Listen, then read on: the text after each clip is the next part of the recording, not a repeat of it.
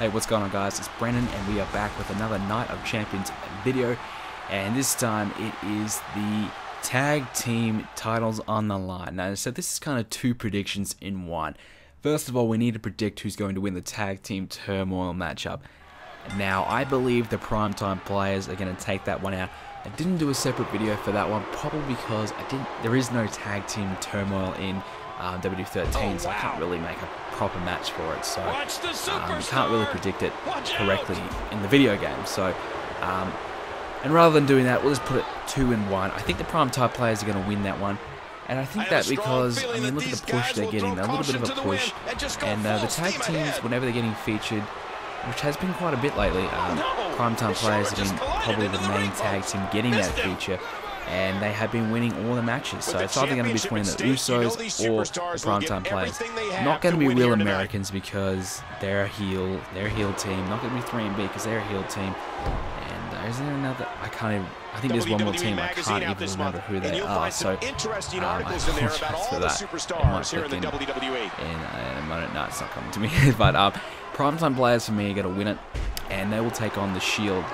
And this is just a joke what the tag titles are coming to. I mean, take them off the Shield. I mean, the Shield don't need them.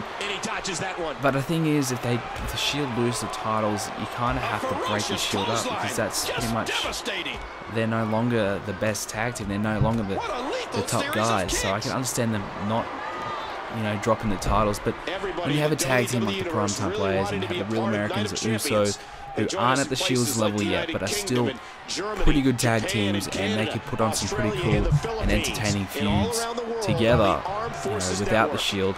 You have a pretty decent division that you can work with. But I think having the Shield with the belts is not a good thing, because they are above the belts. So primetime players, I believe, should have had the tag titles last year.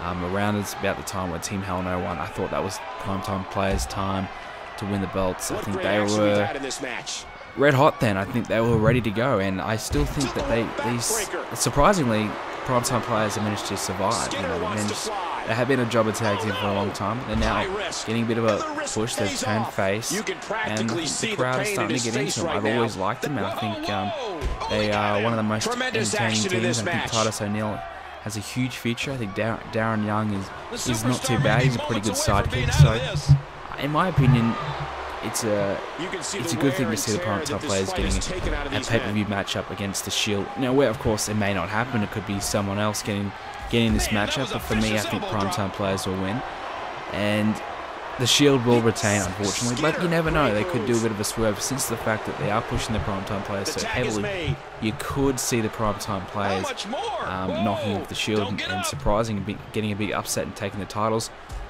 Or you could do what the Shield have been doing for so long, and hence the reason why having Ambrose out as the manager. You could have someone like him come in and get the Shield disqualified, so they keep the belts but make the primetime players look strong still. That could always happen. But I think for me, the Shield will win this one, and win this one probably cleanly. I can't see the primetime players getting the belts yet.